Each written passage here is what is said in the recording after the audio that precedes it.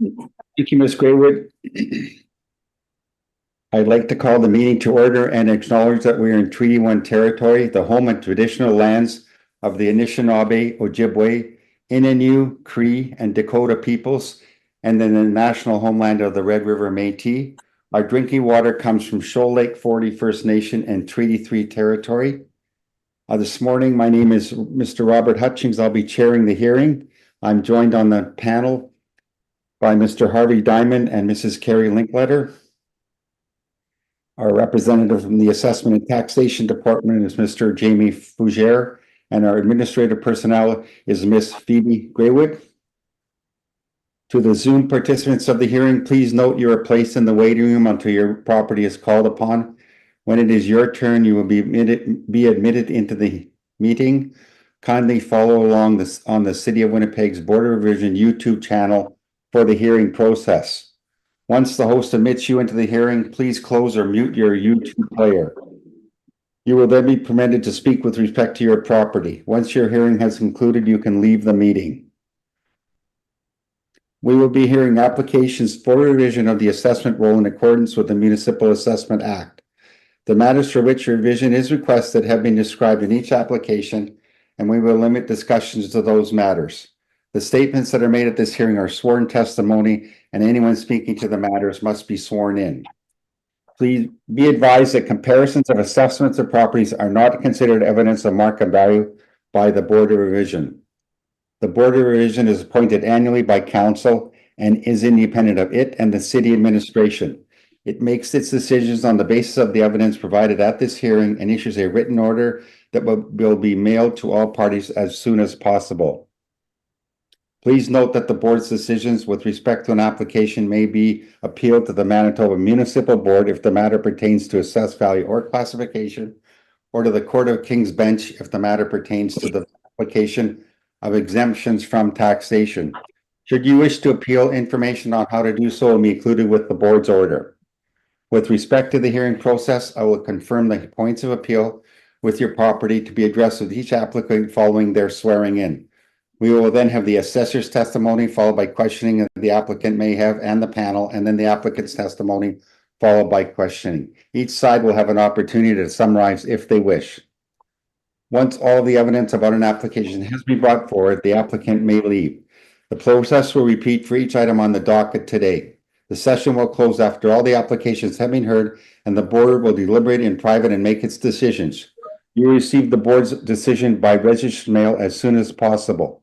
As information, all public hearings are live streamed, recorded, and will be part of the public record. We will be hearing items 3, 6, and 7 on the docket today. Excuse me. Ms. Graywood, could you please affirm the assessor to start? Please, Mr. Fougere, can you state your full name? Jamie Fougere. Do you affirm the evidence you're about to give at this hearing is the truth, the whole truth, and nothing but the truth? I do. Thank you. You can see it. No, can you wait, please? We're going to deal with item 3 and 6 first. Mr. Newman, thank you. Okay, we're going to start off with item number 3, file number 24-1177. Address is 1375 Portage Avenue.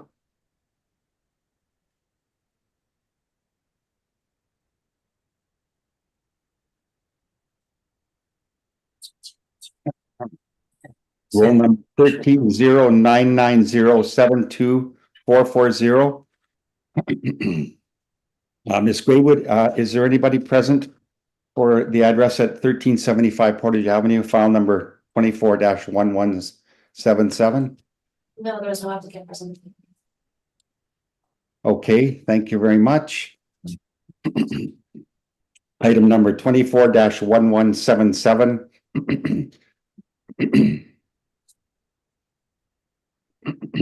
Excuse me, 1375 Portage Avenue. Property address will be moved to the end of the docket, please.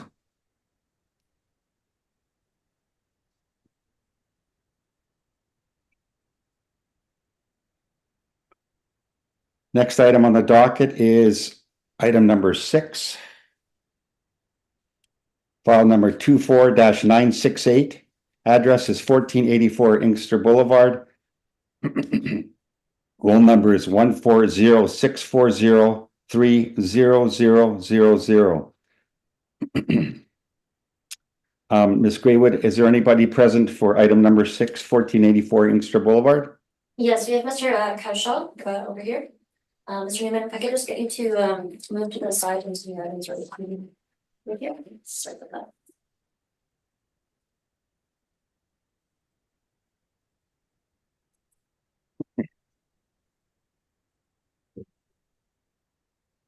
Would you like me to do that for everyone? Good morning, sir. Good morning, sir. Can you please swear in the applicant, Ms. Graywood? Yes, thank you. Stand. Can you say your full name? Sandeep Kaushal. Do you affirm the evidence you're about to give at this hearing is the truth, the whole truth, and nothing but the truth? I do. Thank you. Thanks. Good morning, Mr. Cashel. Good morning, sir.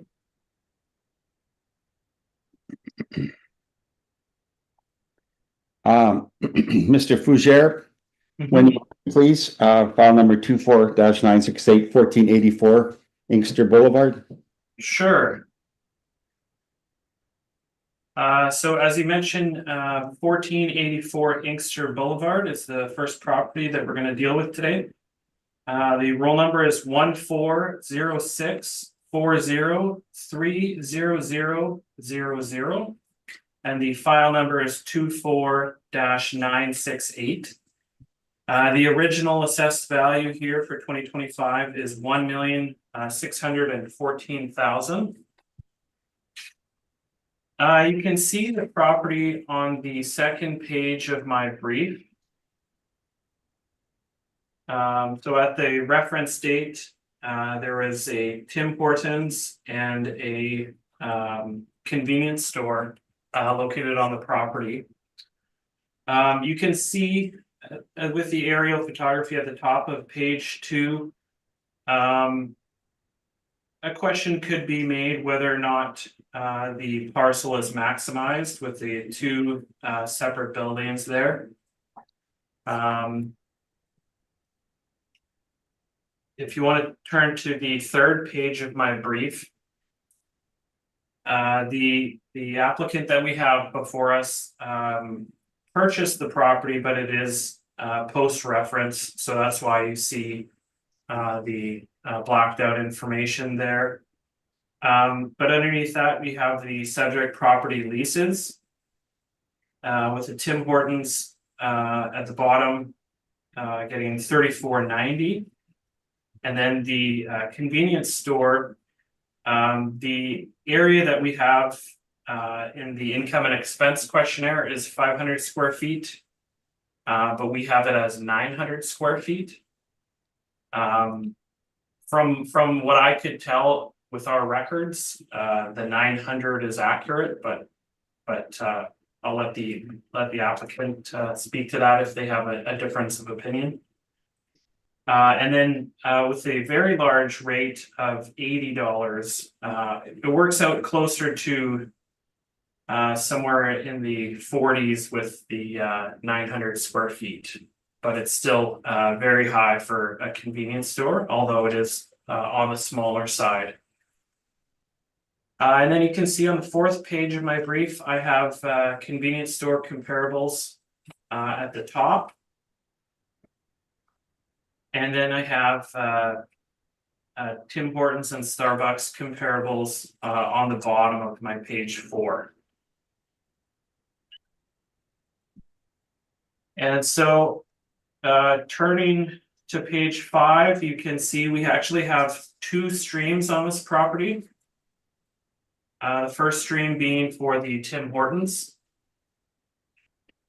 using 3351.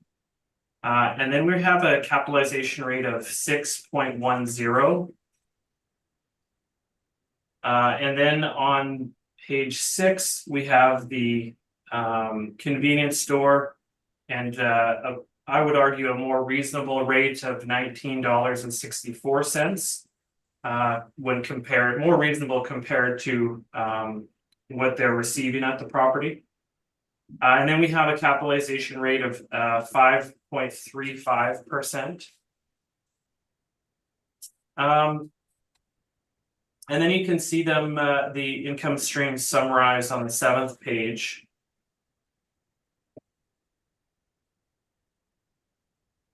And on page 8, we can see our capitalization rate chart. And so if you want to look at the side here, you can, on the left side, you can see retail just about in the middle of the table. And you can see we have neighborhood and power center in the middle, and then strip mall underneath. I would say that this is probably closer in scale to a strip mall. There are 2 standalone buildings, but since we don't have categories for every single property type, I would probably reflect on the strip mall capitalization rates. The city is between 5.6 and 6.75. Colliers is between 6 and 7. CBRE is between 6 and 7. And then Cushman Wakefield is between 6.5 and 7.5. I had reached out to the applicant, and we had exchanged a few emails. Unfortunately, we didn't make it too far into the negotiating process. For one thing, I had to leave early on Friday with a medical issue. But I think in terms of capitalization rate, I would suggest that a 6.5 capitalization rate would be fair at this property. And I think that that could be applied to both income streams.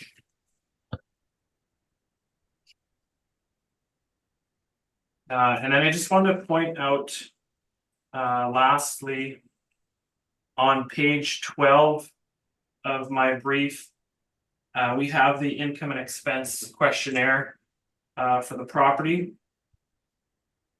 So if you look at the net operating income that they're receiving at the property, they're getting $55,699.65. However, I would suggest that to that total you add the mortgage interest that was deducted. So if we take $55,699.65 and add $47,298.08, the total becomes $102,997.73. So that in effect is the net operating income for the property for the year 2022. And so with that information, I would consider the capitalization rate of 6.5 and be aware that that's the actual income that's generated at the property at this time. And that's the information that I have available to me within the reference date here. Thank you very much. Thank you, Mr. Fougere. Before we begin, I'm just going to clarify that your workup on page 7 has an NOI of 96,169. Are you sticking with that NOI in the blended between the 2 income streams? Yeah, I think that would be fair. Okay, and you're suggesting applying a cap rate of 6.5%? Yes, I think that would be a fair cap rate as well. Okay, I'm just going to do this for clarification. So would you go into the workup and apply the 6.5% to individual net operating income? So would you just use the total to come up with a verbal recommendation to revise the assessed value? I haven't had a chance to sort of finalize approvals for a recommendation on this property. I think that given our information would make sense. In terms of whether or not you do it in on each stream or if you just do it on the total, I think it would be the same. Yeah. So I would suggest just doing it to the total summary. Okay, would you mind providing us with that number, please? So if you were to use that number, it would be 1,480,000. 1,480,000. Okay.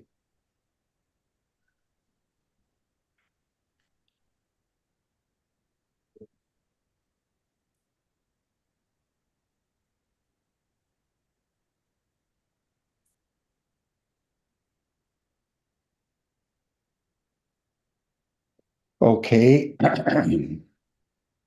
Thank you very much for clarifying that. I thought I'd get that clear for you, Mr. Koschel. Do you have any questions on the evidence presented by the assessor? You'll have your opportunity to present your case after we finish questioning the assessor, but do you have any questions of the evidence presented so far? Yes, one of the questions is like, or something I want to add to that is that Tim Horton is no longer a tenant at this property.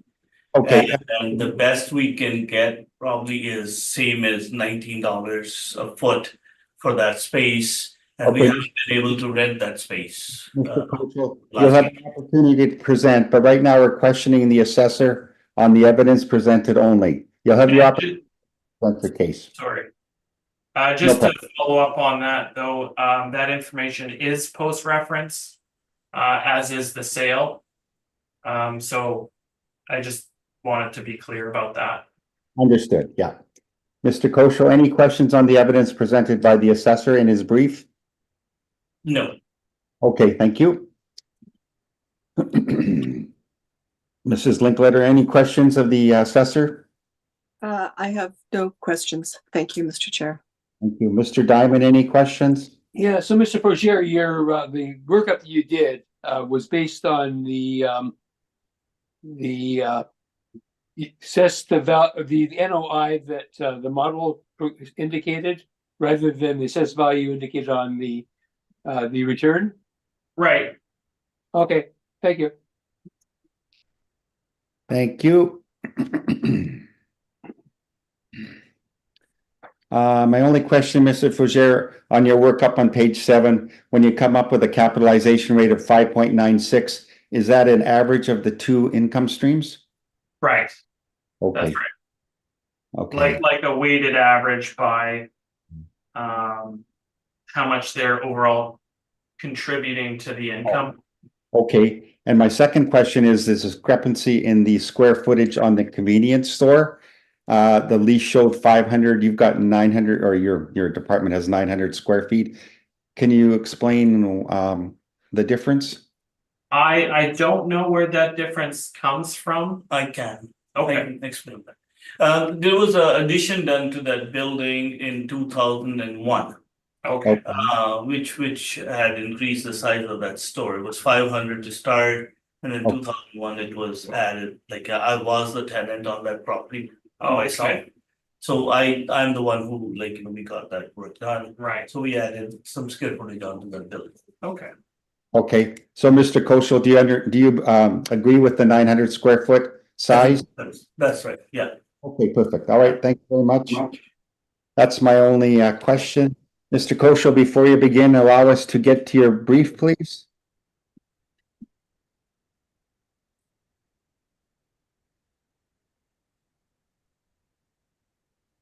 When you're ready, sir. Okay. So, we bought this property in October last year. And we were assuming that we can get similar rent to what Tim Horton was paying on it. And that's the reason we bought it with our best, I guess, efforts. We haven't been able to rent it at that price. So we have reduced the price to like something closer to asking price of $20. And we haven't even rented that yet.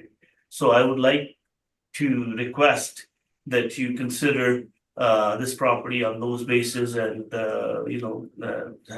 applying a 6.5% capitalization rate on that kind of income, because Tim Hortons pays more than, and they demand more services and more like infrastructure on the property, and they can pay more. But the smaller tenants are not able to pay that kind of rent. Like I don't have any evidence to present at this point in time, because I don't have a tenant that is ready to pay even $20 today. Right. Okay. Mr. Fougere, would you like to respond to that post-reference information? No, that's okay. I think you explained before your position, I believe. Okay. Okay. Thank you, Mr. Kosel. Thank you. Mr. Dime, or pardon me, Mr. Fougere, any questions of the applicant? No, thank you. Okay, thank you. Mr. Diamond, any questions? No, I don't. Thank you. Thank you. Mrs. Linkletter, any questions? I have no questions. Thank you. Okay.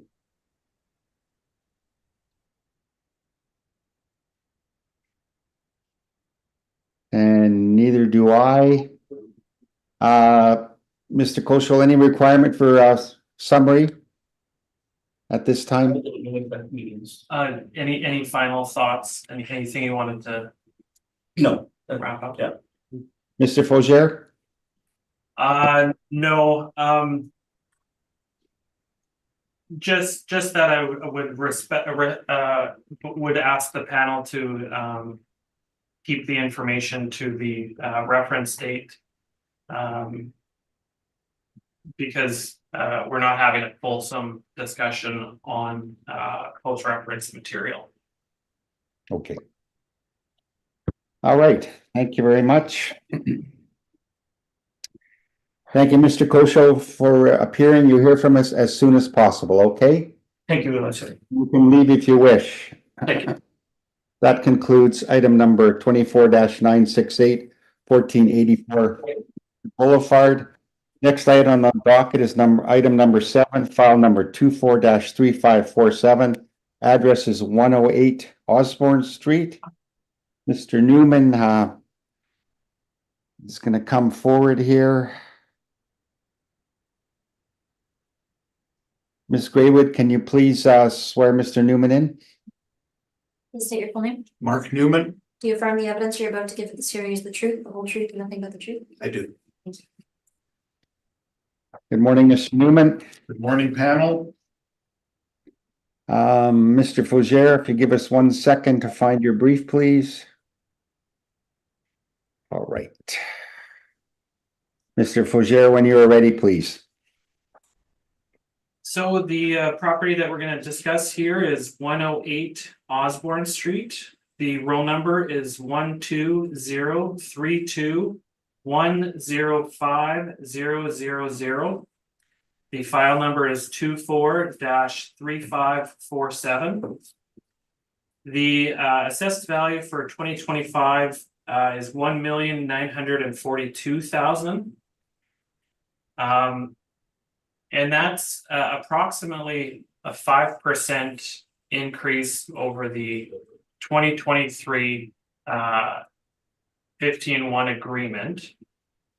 However, as we go through the property, I'm going to explain some of the changes that have happened at the property and an inspection that happened on Friday that unfortunately I was unable to attend, but representatives from our office were able to attend.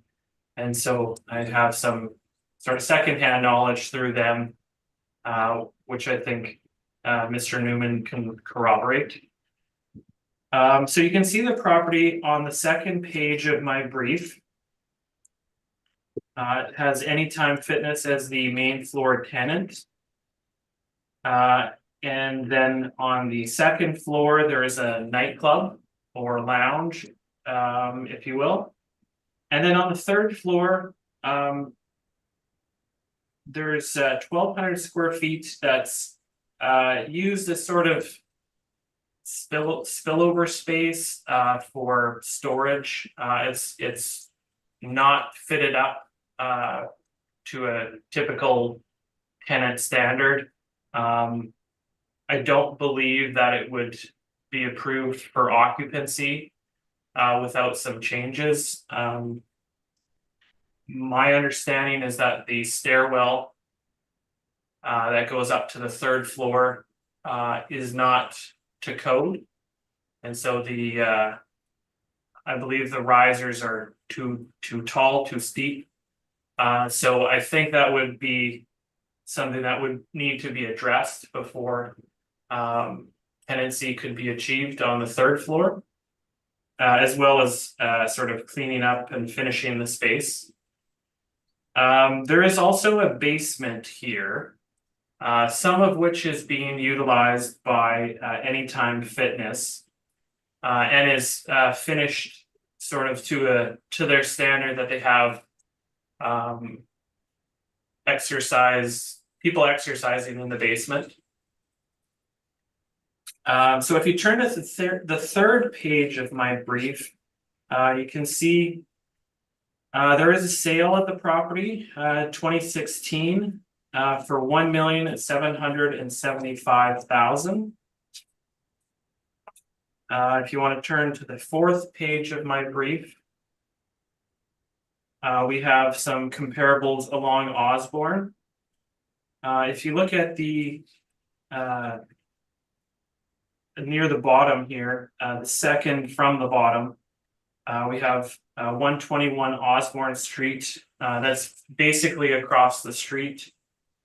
And that's a second floor space, perhaps nicer. I believe it's office space. And that's getting $20 a square foot, signed in 2021. And basically, you know, in terms of the village, if you're looking at the addresses that are sort of in the 102, 106, 121 range, those are within the village itself.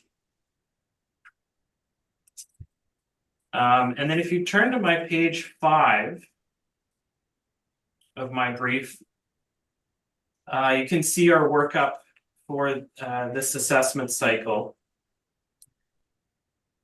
I'm going to suggest that the biggest difference that exists between the applicant and myself comes down to the valuation of the second floor.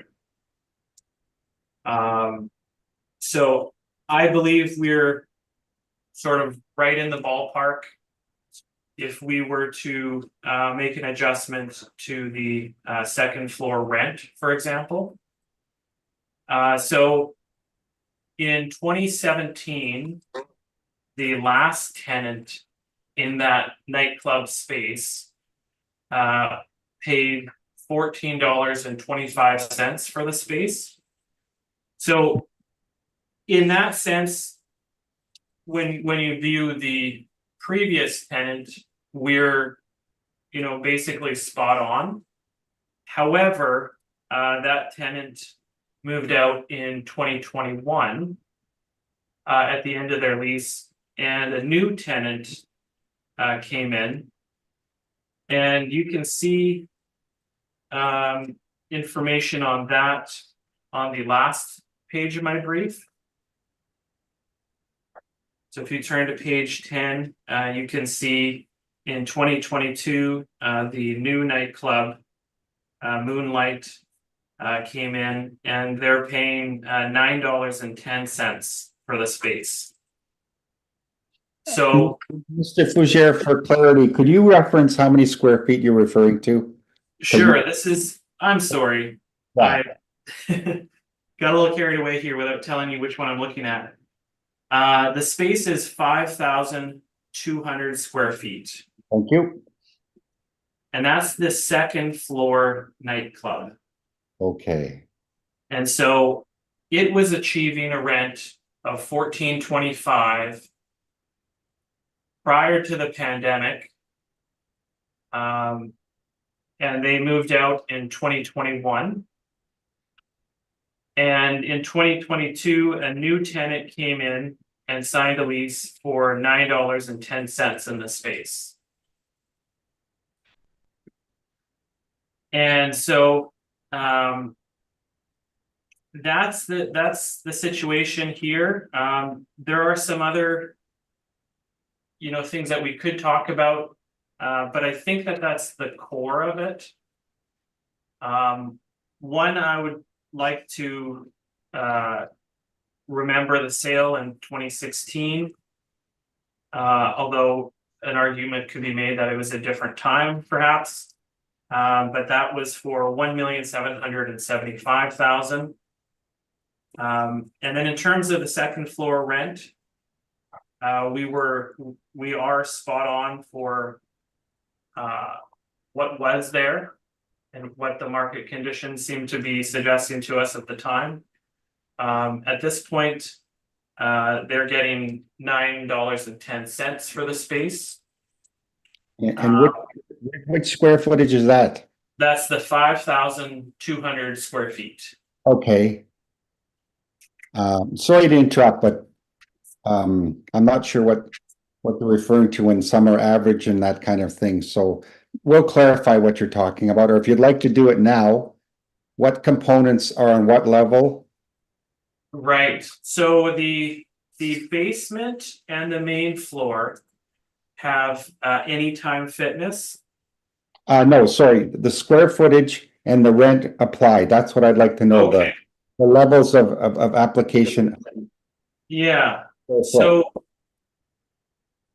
if you look at the page 5 of my brief, Mhm. third from the top, or second from the bottom, whichever way you look at it, Okay, 5,200 square feet. that's the second floor. That's the second floor, and it's a nightclub space. Right. They were previously getting $14.25 for it. That's clear. So what is the 4,000 square feet? Is that the main floor?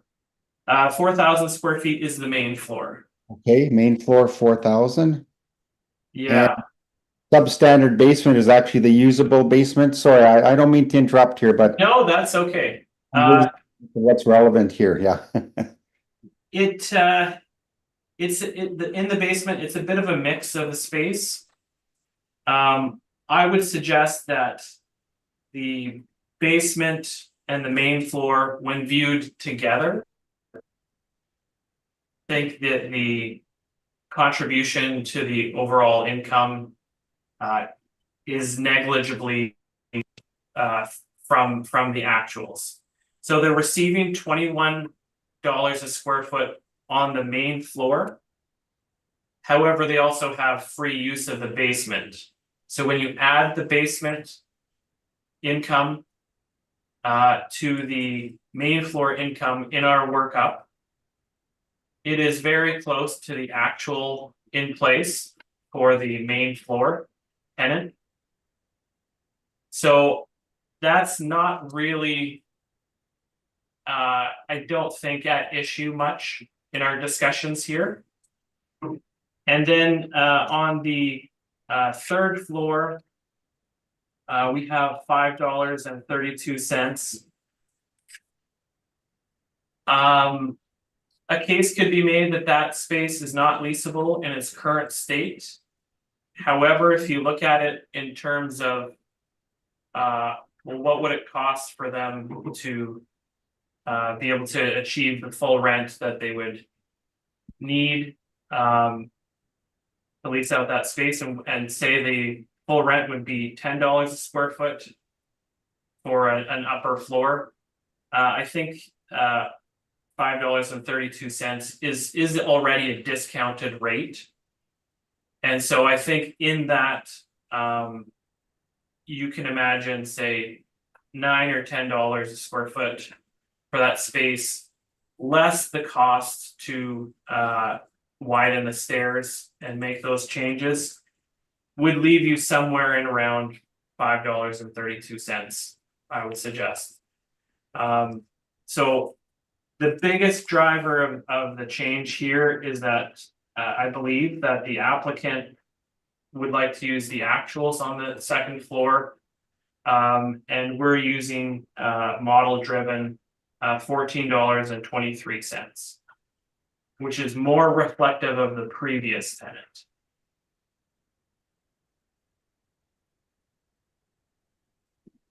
So having said that, I don't have a recommendation today for this property. But I did just want to point out to the sale price as well, and the new lease that's there for the second floor. Well, thank you. Thank you, Mr. Fougere. Mr. Newman, any questions on the evidence presented by the assessor? I do, thank you. So, Mr. Fougere, looking at your page 2, and I appreciate you weren't able to make it on Friday, but you're aware that I, together with department representatives, did do an inspection, Correct. and you've received a variety of photos that were taken. Correct. They took a lot of photos. All right. So when we look at your page 2, and we see in the lower half, the front of the building, on the right-hand side of the photo, the gray area, there's a doorway there, correct? Right. And that's the doorway that leads to the second floor. Correct? All right. There is no separate access for the third floor, is there? I don't believe so. Right. And so the only way you get to the third floor is by going through the second floor space. Correct? Mr. Newman, could I ask you where you're referring to the pictures? Page 2 of the assessor's brief, Okay, lower half of the page, the front of the building. oh, okay, thank you. And my question was the doorway on the right in the gray building, that's the doorway to the second floor, which the assessor has confirmed. Thank you. All right. And again, there's no separate access to the third floor. Correct. And the only way to get there is to go through the second floor space. Correct. All right. Then your page 4 and the spectrum of comparables you've got there, you made reference to the second from the bottom, Suite 200 121 Osborne, pointing out that that's second floor space, but you believe finished as office, correct? Correct. And that's 1,111 square feet, so it's much smaller than Correct. than either of the spaces in the subject property. All right. And so because it's smaller, typically the rental rate would be higher. Correct. The balance of the units, you can tell, and I spent some time last night with the benefit of Google Street View looking at all these premises. They're all main floor premises. Correct. Okay.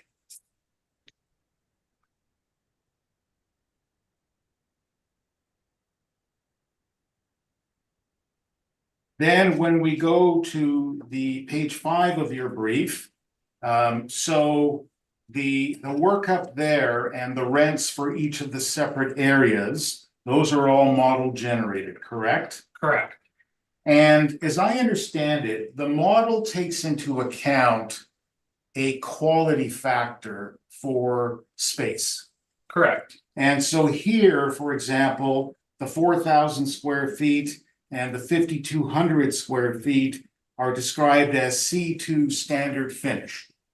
Correct. But the model does have variances. It does acknowledge that quality might be somewhat below.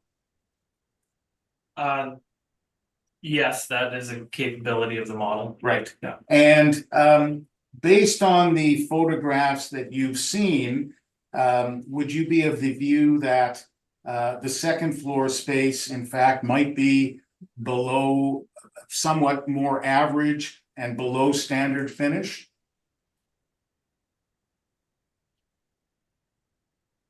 The second floor, I think that an argument could be made for either potentially.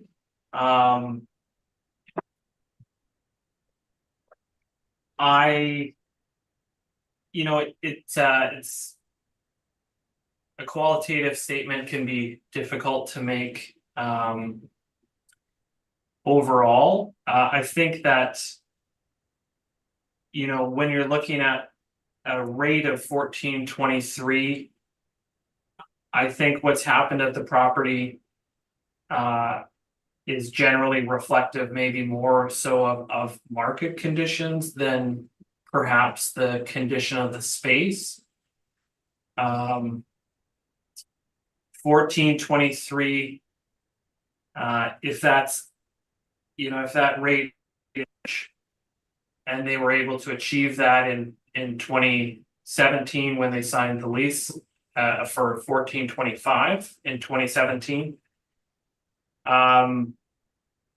Perhaps, but you know, we only have so many toggles to reduce the value. I would suggest that within our system,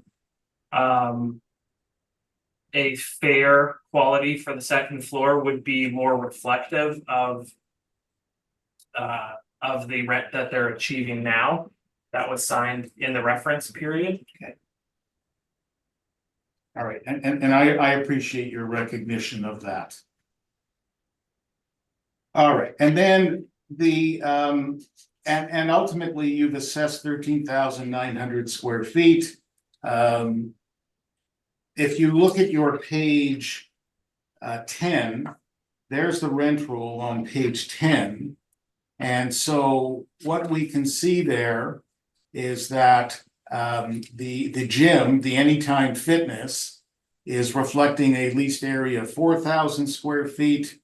And then the second floor, the Moonlight Club, is reflecting a leased area of 5,200 square feet. And certainly this discrepancy in the square footage was a matter of discussion between us. Correct. All right. And I'll address that further in my submission, but for the moment, you're assessing 13,900 square feet. But I think the point you were making to the panel is that if you take 4,000 square feet at the rent in place on the main floor of $21, that creates potential income of $84,000.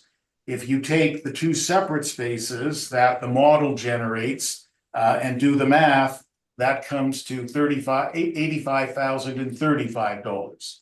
Right. So although it's gotten to from different perspectives a little bit, Exactly. at the end of the day, it's a difference of about $1,000 between the two means of getting there. Right. Okay. Do you know that the lease with respect to the gym provided to the tenant all of the gym equipment for $1? You had mentioned that to me. All right.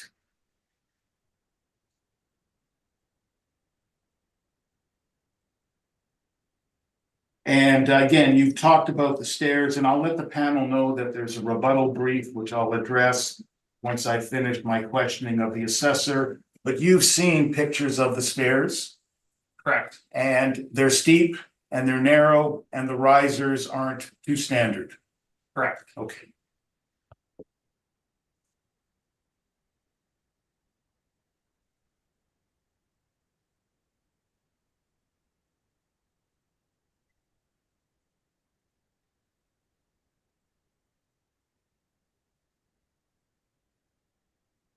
And as well, the rent roll indicates at page 10 of your brief that the Moonlight Club, they received 8 months of free rent as part of doing their lease deal. It does indicate that here. Okay. Now, you made earlier the comment that the lease rate of $9.10 for the club might be more reflective of the market. And is that a recognition of the fact that post-pandemic in Osborne Village, the market has softened? I don't have a position specifically to the broader nightclub community along Osborne. Generally speaking, I think restaurants and nightclub traffic has suffered from the pandemic and likely has not fully rebounded, but and that could be reflected in the new lease being signed at a reduced rate. All right. And then finally, my last question, you're aware that my material includes a variety of information about Osborne Village and issues with homelessness and crime and all of that. I take it you acknowledge that there are those types of issues in Osborne Village? Yes, Osborne Village is definitely, you kind of take the good with the bad a little bit. I don't know if that's appropriate to say, but it's on the one hand, it's can be a little bit rough at times, but on the other hand, it's also recognized as being a character neighborhood that has a lot of draw and excitement, and is a destination place for people coming to the city, I believe. Okay, those are my questions. Thank you. And again, I just mentioned to the panel that I have a rebuttal brief to deal with, but I'll leave that for a moment and allow the panel its questions. Thank you, Mr. Newman. Mrs. Linklater, any questions of the applicant, pardon me, the assessor? Yes, thank you, Mr. Chair. Good morning, Mr. Forget. I just had a question on the condition of this property. I understand you were unable to attend the viewing of it on Friday, but did your colleagues discuss with you or indicate in their reports the overall condition? Yeah, they did, and you know, this is a building that was originally built in 1912. It has been updated, of course, through the years. We have an effective age of 1975 on it. I don't know that I would say that that's not appropriate. It looks worn, and there are some things that I think would probably be best if they were you know, renovated. For example, the staircase. There's areas in the basement that are less finished. The third floor, as mentioned, has, you know, for example, there's stipple walls, outdated finishes. There's a tartan carpet on the third floor. It would be definitely, I think, if you were to expect, say, $10 a square foot for a space like that, it would definitely need to undergo like a full fit up to meet a tenant's needs. Meaning, you know, possibly doing new drywall, new carpet, new lighting, things like that. But we're using $5 and some change on the space, and we've categorized it as storage, which is in effect, I think, how it's being used. Just, you know, maybe have a mop up there, have some, you know, maybe a coat rack if some of the staff from the nightclub put the jackets up there, things like that. So more of a storage type of space. You know, if they have extra chairs for the nightclub, for example, that can be used for if you need to change the space, the nightclub space, you can bring chairs upstairs, for example. It's much more of a space in those terms than would be getting a full kind of market rent on a finished space. Outside of that, I don't think that the quality of the space is a big point of contention when you consider that we're coming in overall pretty good with the main floor, and when you consider it with the basement, and then there are mitigating factors for the third floor. In my mind, it really boils down to the second floor. And I wish I had more comparables and more time to spend specifically on the second floor to review that in greater detail. But from my mind, to my mind, that's the biggest difference and the biggest question mark is 1423, 1425, what they got in 2017 versus $9.10, which they signed in 2022. All right, and I just want to clarify that your page 5 is model driven, correct? Correct. Yeah. All right. I thank you. That's all my questions. Thank you. Mr. Diamond, any questions of the assessor? Yeah, Mr. Fisher, have you done the calculations with the change you made to the nightclub rent at 910 and using your other parameters to come to a capitalized value you're looking at? Not specifically. I had looked to see what that would be if we reduced the quality of that space.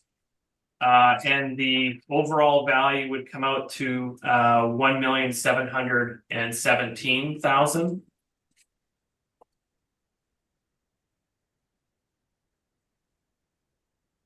Okay. So I guess you did do that then. Okay, thank you. So that would be the reduction if you reduce the second floor rent and use all the other parameters you had. Reduce the assessed value from 1,942,000 to 1,717,000, correct?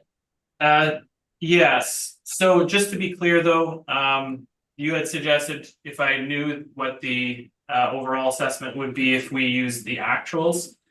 I don't know what that would be exactly, but I know what it would be if we changed the quality in our model on the second floor space.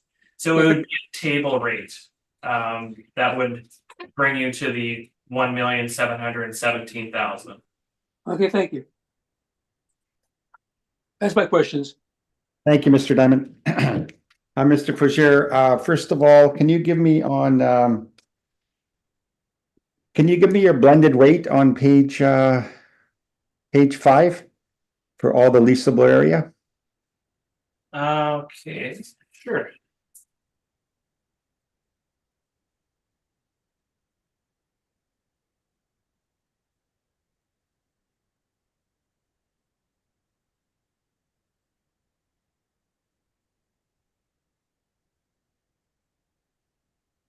So $11.90 would be the overall rate along the 13,900 square feet. Perfect, thank you. It's my understanding there are 2 tenants in the building, is that right? Correct. And I'm just gonna go through this. The main floor consists of 4,000 square feet. I'll call this tenant number 1, 4,000 square feet. Plus they are using the 3,500 square feet basement.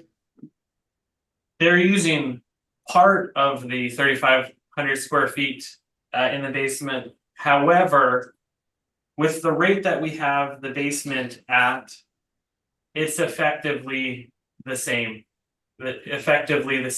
income between our 2 premises and what they're getting for the partial use of the basement and the main floor.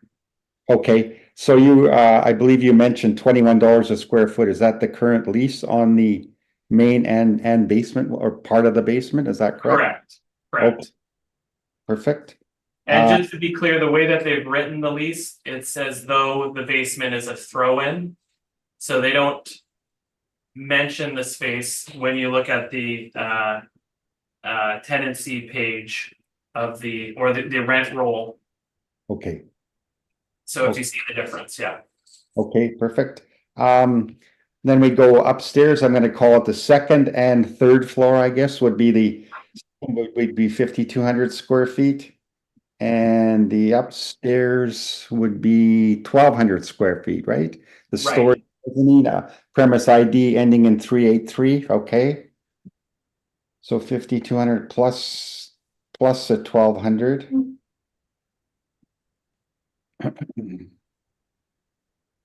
And you stated there was a lease in place 2017 at 1425, and then it was reduced to 910. My next question would be on page 10, the actual I&E submitted, the lease roll.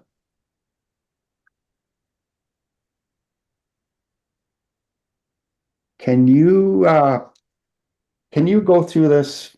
Can you go through this for us, pointing out what you would consider to be post reference? Like what should we rely on this role Right. to be representative of 2022? So, yeah, this actually happens fairly often, that we get the 2022 mailer and the numbers in the income and expense page, or the calculations between the income of the property and the expenses that you saw on page 9. That will typically actually be for 2022. However, I think most accounting software, I don't have firsthand knowledge of this, but most accounting software for the rent roll is live. So, for example, they submitted this to our department in 2023. And so technically this has information on it that relates to 2023. So you can see the first tenant here, Anytime Fitness.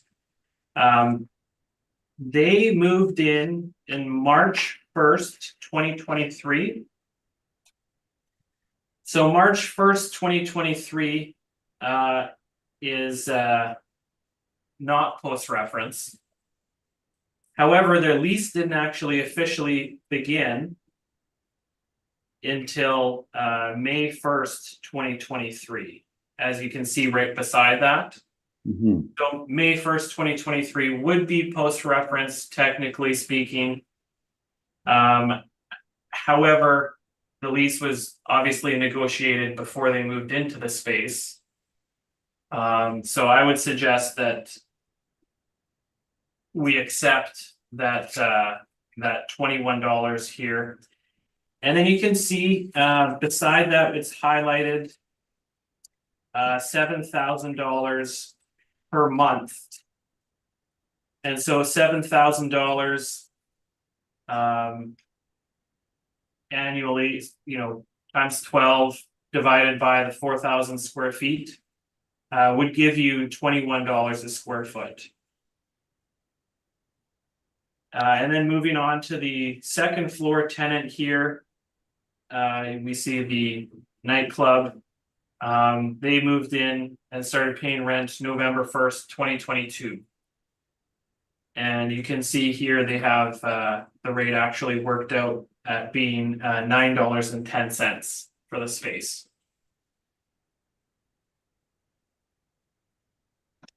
Okay. What do you do with the leasing commissions? With the leasing commissions, we don't make it allowances or deductions for any tenant inducements generally. So we disregard them generally. We could potentially look at it as a way for them to entice a tenant to come in, but we don't make any and so that might be reflective of the market. Perhaps if for example, if they have tenant inducements, it shows to you that they're maybe more eager to get a tenant in, and that it's not as strong of a market as they may have wanted. But we don't do any mathematical adjustments to deduct for any particular lease incentives like that. Okay. Thank you. And my last question would be in reference to Mr. Diamond's question. The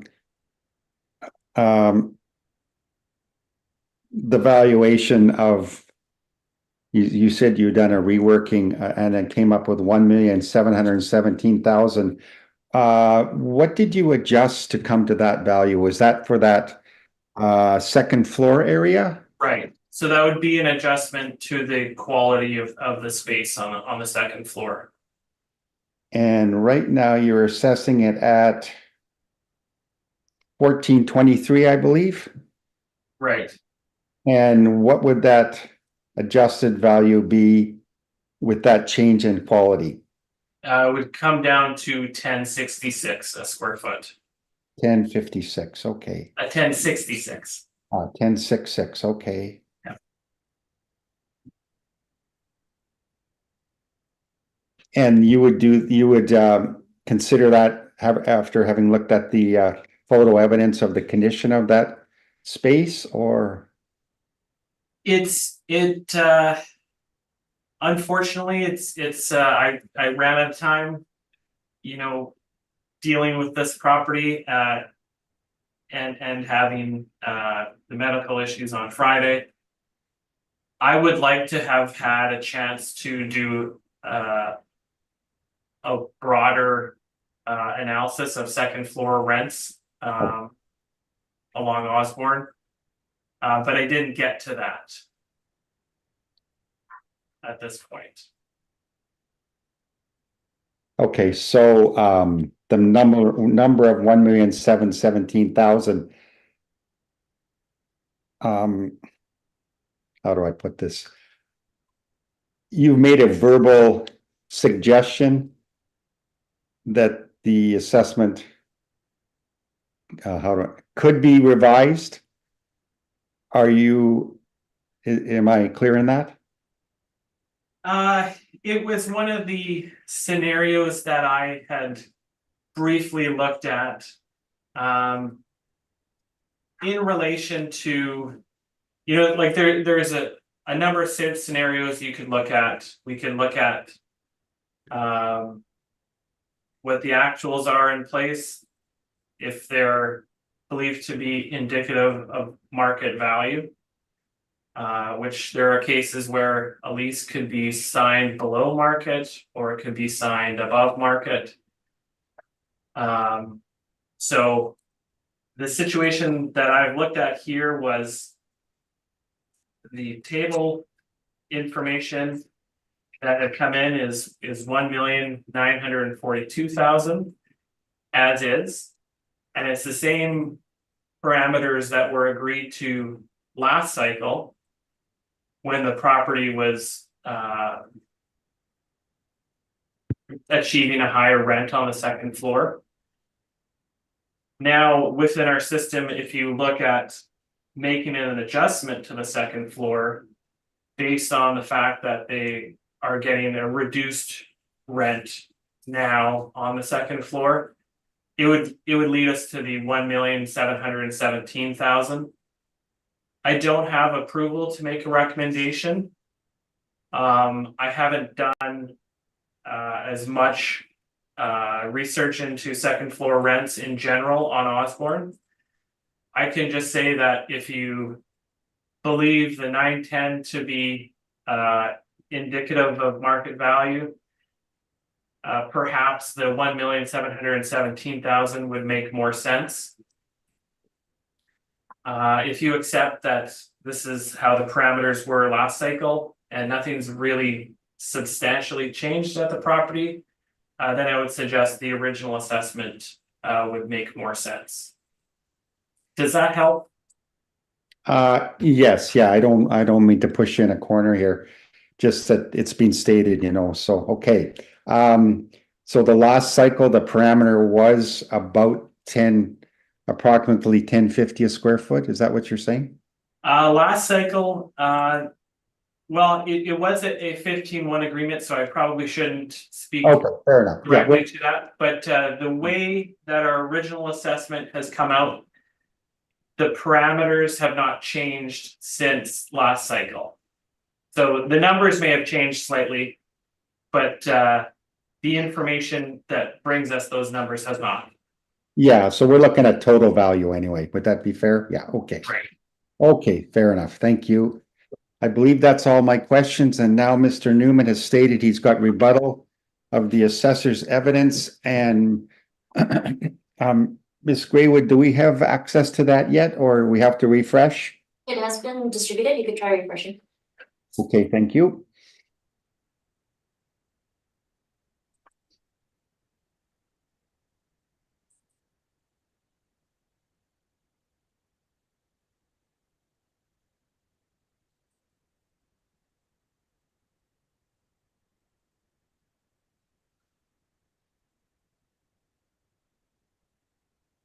All right, Mr. Fougere, do you have that rebuttal? I do. Mrs. Linkletter, Mr. Diamond, do you have the rebuttal? I have it, I just opened it up now. Okay, I'll wait for you to confirm, please. Okay, I have it. All right. We're all good? Okay. Okay, Mr. Newman, please proceed with your rebuttal. So I think a lot of this has been covered, frankly. Primarily, it's a couple of photos. Page 3, the last page, that's the photo of a photo of the stairway. And again, your people took lots of photos when they were there, and I was there with them. And again, as you've indicated, not code compliant, risers, variety of issues. Did your people mention when they came in from the street level to go up to the second floor, it was also a dark, narrow stairway? Not specifically, but I did see the two stairwells in the pictures, and I could see that they there was not a lot of light, and it was painted in dark colors as well. Okay. So that's really primarily the reason why I wanted the rebuttal in, is for the photos, because the inspection did occur. I think a lot of the other things that are referenced in the rebuttal, my point number 2, the $1,000 difference approximately in the combined rate for the main floor and the basement, we talked about. We've talked about the second floor and the difference between the model rate of 1423 and the rate in place of 910. Just one thing, Mr. Fougere, in response to questions from the assessor, from the panel, you indicated that the parameters did not change from last time. Are you certain about that? I think the capitalization rate came down a little bit. So when I say the parameters didn't change, I meant sort of, if you look at it this way, like the settings didn't change. So each year there'll be new numbers, and you know what an average cap rate of that property was in 2023 versus what the average cap rate was in 2025. It might be a big swing, but the settings, the characteristics that we've entered into the system have not changed. So, but For just, how we arrived from the 15-1 agreement to today. and just so we're clear though, a characteristic, an example would be standard quality for the space, standard finish. Right. That's a characteristic. Sure. And that in turn, the model will then, based on that, spit out a rent per square foot. Right. Okay. So it's new numbers, same Same. characteristics. And another characteristic would be the leasable area. Correct. Yeah, you could say that. So, but to be clear, you're not saying that the rent didn't change per square foot. You're not saying that the cap rate didn't change. You're simply saying that the settings, if you will, on the model didn't change. Right. Okay, Exactly. all right. Okay, that I think covers what I wanted to address out of the rebuttal. I'm prepared to go forward with my presentation. Mr. Newman, we're gonna have questions from the first on your rebuttal, please, Mr. Fougere. I don't have any questions.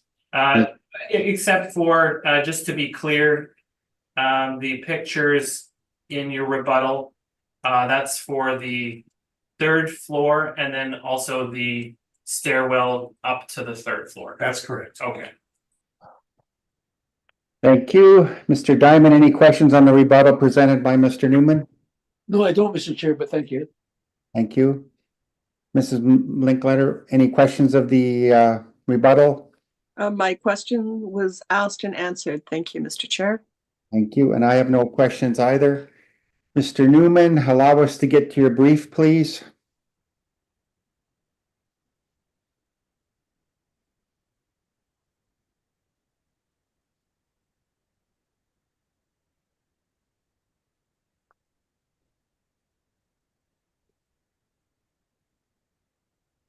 Mr. Newman, when you're ready, 108 Osborne Street.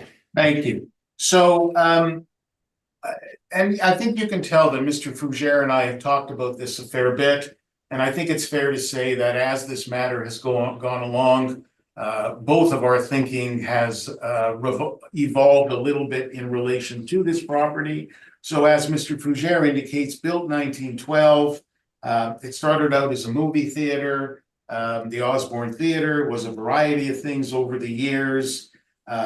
Floating Ecstasy used to be on the main floor where the gym is now. A variety of different clubs have come and gone over the years. One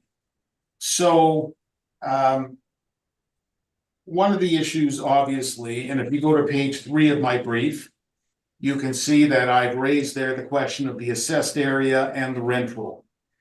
So the rent roll clearly shows you 9,200 square feet.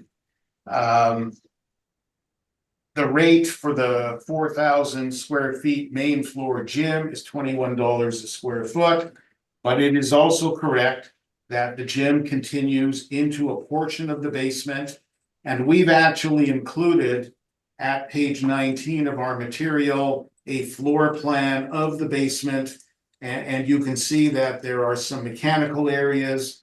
There's an older boiler room there. I'm not making a fuss about it. I don't think the usable area in the basement is 3,500 square feet. I'll say that. I think it's less. But as we've discussed, and as you've heard, at the end of the day, the rent comes to within $1,000 based on the $21 in place, or the assessor's 2 different model rents for the 2 different areas. And so I'm not going to make a fuss about that issue, but I think there is a difference in terms of the leasable area. The second and third floors, I think, ultimately are more important. And as I've noted, and as the assessor has agreed, you can't get to the third floor without going through the second floor space. So reality is, it is not separately leasable in its present physical condition. You can fix it all you want.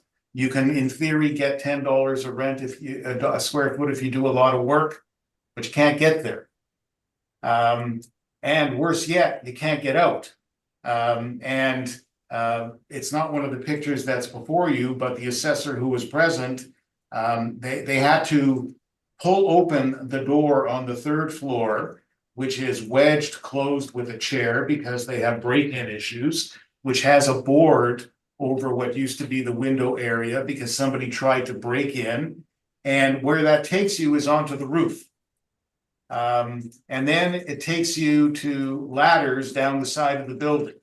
And so I dare say that this is not going to be space for a variety of reasons that is going to be easy to lease. Ingress and egress is going to be an issue. There's no elevator in this building. Getting to the second floor up the dark stairway is difficult enough.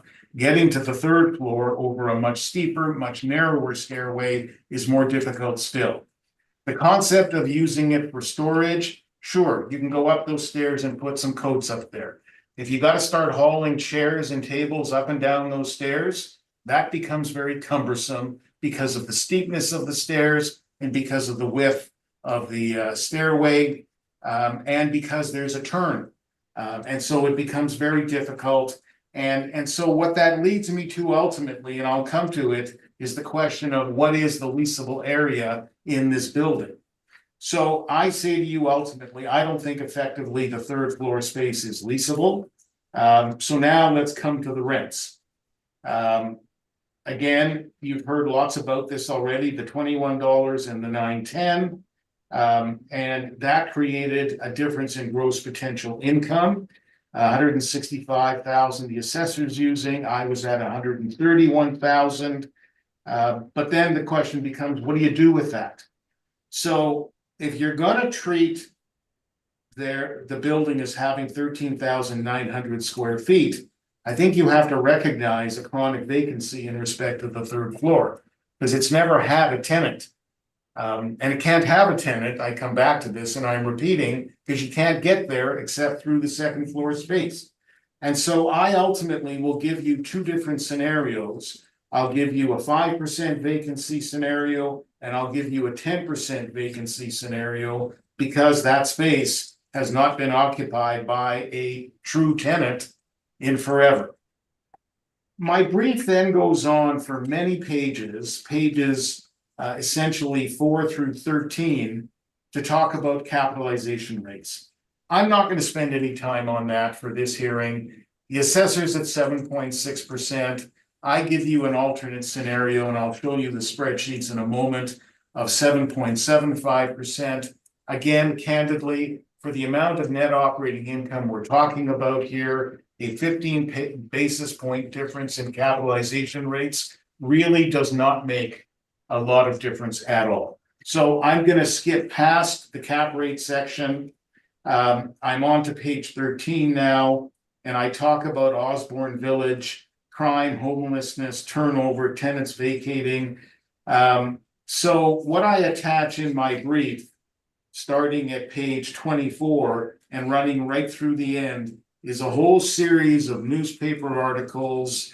Lots of tenants have left the area. Stella's left, Segovia left, Post Reference I acknowledge, Starbucks has left, the gas station theater, they're now having to fence off their courtyard area because their patrons are being harassed. You know, the reality is it's a hangout. There's a lot of street people. It's a difficult area. And, you know, the assessor says, and I'm going to paraphrase, that brings good and bad. There's a quaintness to that, of course, sure. But there's also reasons why a lot of people don't want to go down there, not to mention that parking has always been a bugger in that area. So let me then take you to some spreadsheets to show you what I've done. Page 17. So page 17 essentially takes the rents in place, uses all of the assessor's variables, and the value becomes $1,550,000. And you know, you've had discussion about what was done for the 23 cycle, and I will say candidly, I don't think the nature of the property and the difficulty was fully appreciated. An on-site inspection was not done at the time of the 23, but it was done this past Friday. So $1,550,000 if you use the rents in place and use 9,200 square feet. If, however, and this is page 18, you go to the assessor's gross potential income, but now you increase the vacancy to 10% to take into account, I'll call the chronic vacancy of the third floor, using the assessor's variables otherwise, but increasing the cap rate to 7.75%, that becomes $1,737,000. The assessor has explained to you that he's run some numbers at $1,717,000, and essentially that $1,717,000, if I understand it correctly, and I think I do, is a function of using all of the assessor's model rents, except for the second floor, for the 5,200 square feet, he's adjusting it to $10.66 a square foot. And the assessor is nodding affirmatively across from me, so I think I'm correct in that. That's how he gets to his $1,717,000. And I can say to the panel that from my perspective, That's a workable number. But again, I think you've heard lots about this property through our conversation and through our back and forth. So, you know, that would really be my submission. At the end of the day, I gave you two alternatives, page 17, $1,550,000 using rents in place.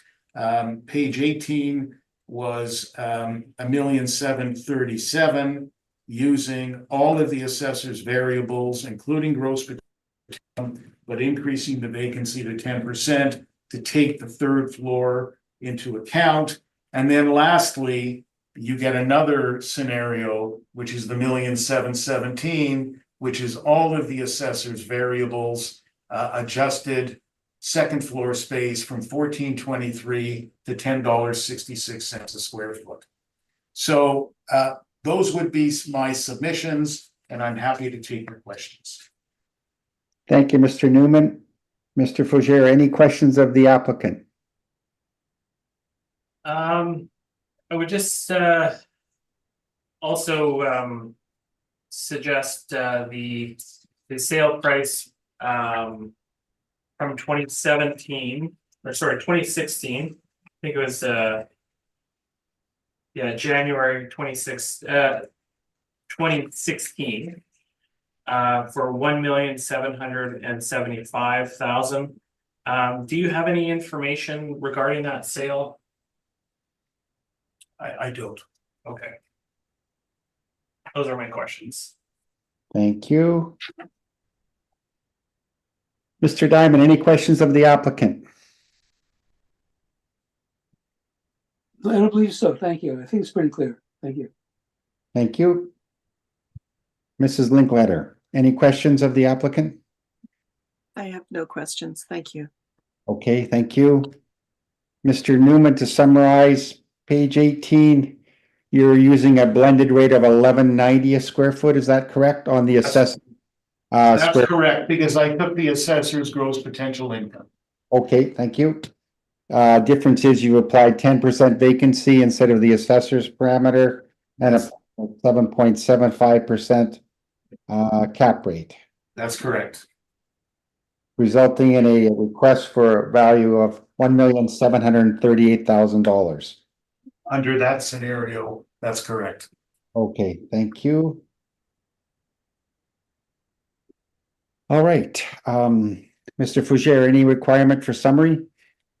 I think it's probably pretty clear at this point. Okay. Thank you, sir. Mr. Newman, requirement for summary? I'm good as well. Thank you.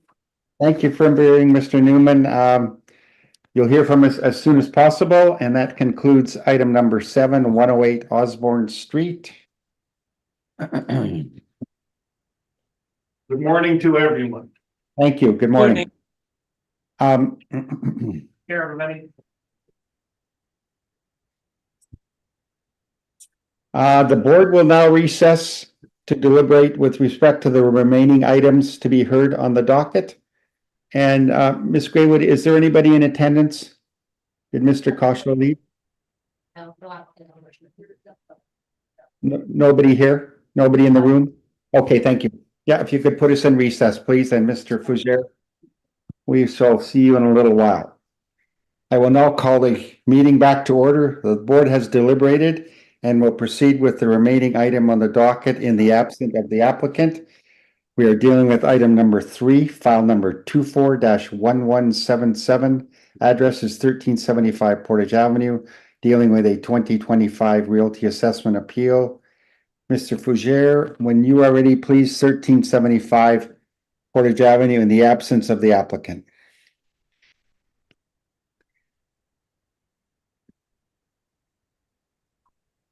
Okay, so 1375 Portage Avenue. The roll number is 13-099-072-440. The file number is 24-1177. So you can see the property on the second page of my brief. We have the aerial photography and then the Google Street View below. It's a nail salon. And then on the third page of my brief, we have a sale of the property dated February 27th, 2023, for a value of $425,000. And then just if you want to jump ahead to page 5 of my brief. So you can see the workup of how we arrived at our assessment. Our assessment is $333,000. So that's almost $100,000 below the sale price in very near the exact reference date. So $425,000, and we've assessed it for $333,000. And then we have some comparables on page 4. If you'd like to take a look at those. And yeah, and that's my presentation. Thank you. Mr. Fougere, would you mind going through the comparables? Maybe summarize, please. Sure, and our address here is 1375 Portage Avenue. You can see near the top here we have 1316 Portage Avenue. It's a smaller space, as well as 1314 Portage Avenue at the bottom. Another small space. Those are both retail stores like the subject, as in not a strip mall where the property is further back and there's parking in front. And then we have some other properties here on Portage. Some of them are strip malls. However, that 912 Portage Avenue, that's a strip mall, but it's dated and it has a very shallow parking lot in the front. So I would suggest that due to its tightness in its parking lot and sort of a little bit unusual configuration, it is closer to being reflective of a similar situation for the subject. And they're getting $17.1725 at 912 Portage Avenue. But considering the sale as well, I think that this property, the assessment is fair. I did try to reach out to the applicant when I didn't receive a brief from them. I just wanted to try to determine if they were moving forward with the appeal. I did not hear back from them.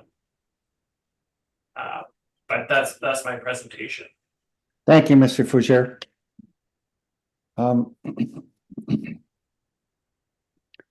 Mrs. Linklater, any questions of the assessors, evidence presented? I have no questions. Thank you. Thank you. Mr. Diamond, any questions of the assessor's evidence? Yeah, Mr. Bashir, I noticed that the model has proclaimed a much lower per square foot rental on subject premises than your comparables.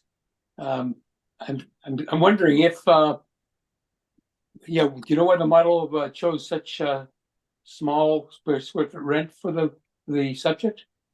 Yeah, so there are two units here.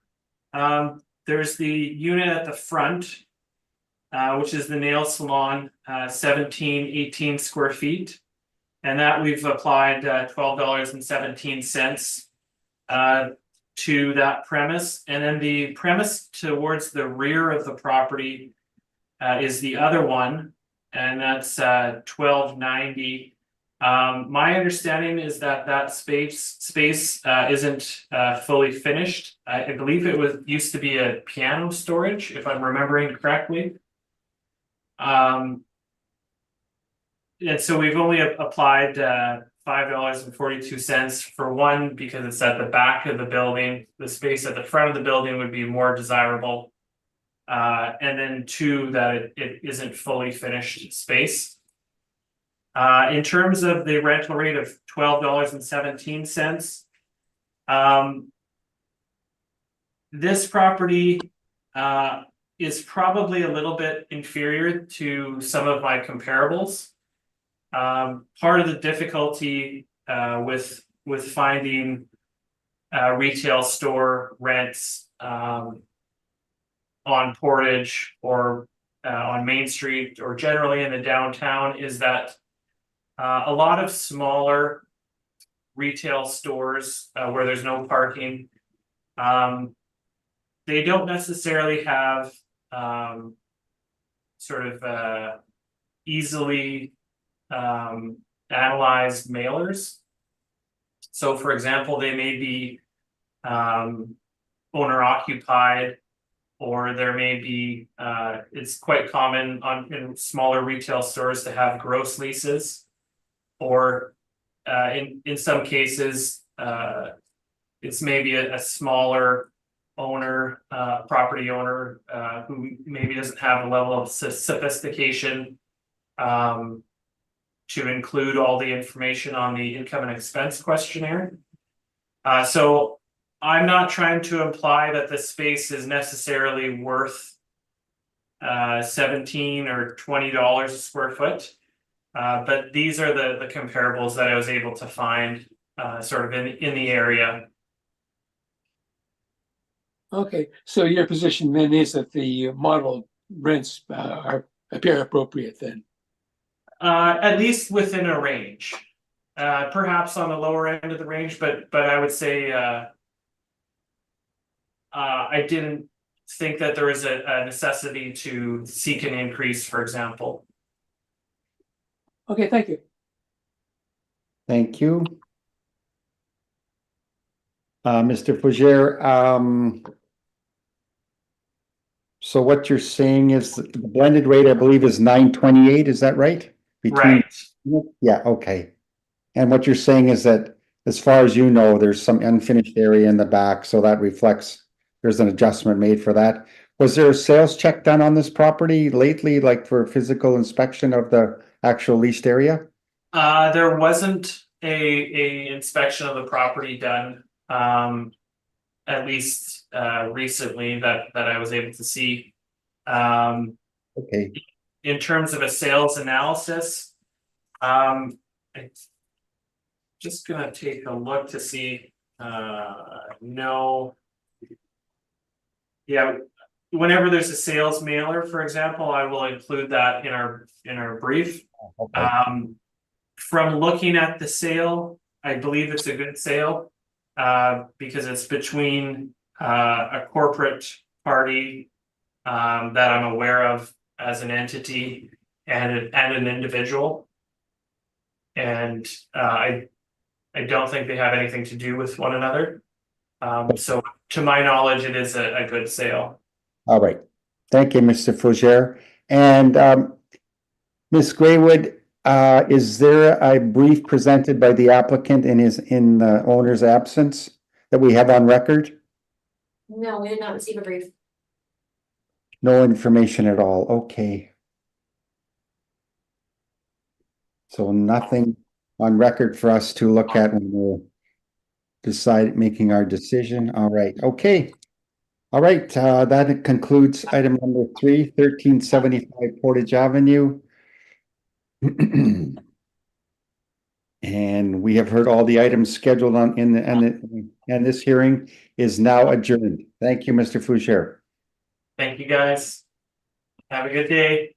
Thank You you.